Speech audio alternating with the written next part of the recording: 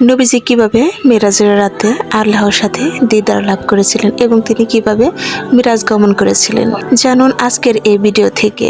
আমরা সকলেই জানি মিরাজে গিয়ে আমাদের প্রিয় নবী হযরত মুহাম্মদ সাল্লাল্লাহু আলাইহি ওয়াসাল্লাম আল্লাহর সাথে দেখা করেছিলেন। আসলে এই কথাটা কতটুকু সত্য? আসলে কি তিনি আল্লাহর সাথে দেখা করেছিলেন নাকি শুধু তিনি আল্লাহর সাথে কথাই বলেছিলেন? তা জানতে ভিডিওতে একটি লাইক এবং চ্যানেলে সাবস্ক্রাইব করুন আর ভিডিওটি ভালো লাগলে শেয়ার করুন যাতে সকলেই সঠিক কথাটি জানতে পারে।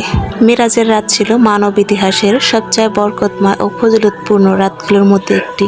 নবীজিকে সান্ত্বনা দেওয়ার জন্য আল্লাহ তাআলা নবীজিকে তার কাছে ডেকেছিলেন।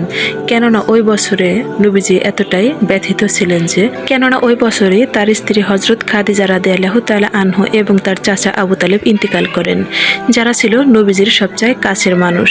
তাদেরকে হারিয়ে নবীজি একদম একা হয়ে গেলেন। ভরসা পাওয়ার মতো যেন আর কোনো লোক ছিল না। এই কষ্টে এতটাই তিনি কাতর ছিলেন যে আল্লাহ তাআলা তাকে সুসংবাদ দেওয়ার জন্য তার কাছে ডেকে নিয়েছিলেন। মিরাজের রাত ছিল নবীজির জন্য এক অসাধারণ সম্মানের রাত। এ রাতে নবীজি প্রথমে মক্কার মসজিদুল হারাম থেকে বায়তুল মুকাদ্দাসের আল আকসা মসজিদ পর্যন্ত ভ্রমণ করেন। এরপর তিনি আসমানের বিভিন্ন স্তর অতিক্রম করেন। এরপর তিনি সিদরাতুল মুনতাহা গাছটির কাছে যান এবং গাছটি দেখেন।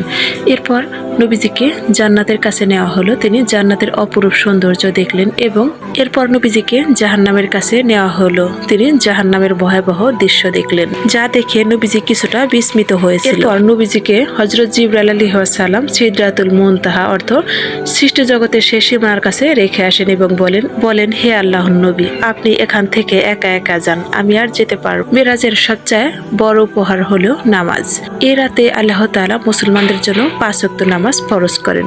সবচাইতে ইন্টারেস্টিং বিষয় হলো এটি, ইসলামের অন্য সব বিধান পৃথিবীতে এসেছে কিন্তু নামাজের বিধান এসেছে আকাশে। এ থেকে বোঝা যায় নামাজের মর্যাদা ও গুরুত্ব কতটুকু। ভিডিওটি ভালো লাগলে লাইক, কমেন্ট এবং শেয়ার করতে ভুলবেন না।